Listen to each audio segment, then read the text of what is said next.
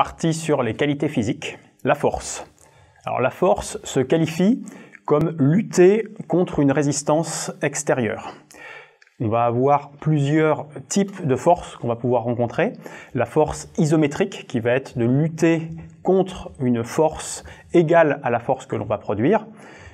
La force concentrique qui va être de déplacer un mouvement dans le sens de rapprochement des insertions musculaires. Et la force excentrique qui va être lutter contre une résistance qui est supérieure à la force que le corps va pouvoir produire. Au niveau du travail de la force, on va avoir des gains de type nerveux. On va agir sur le recrutement moteur, d'utiliser un plus grand nombre de fibres nerveuses qui va induire d'utiliser un plus grand nombre de fibres musculaires qui vont travailler ensemble pour développer plus de force à un instant T.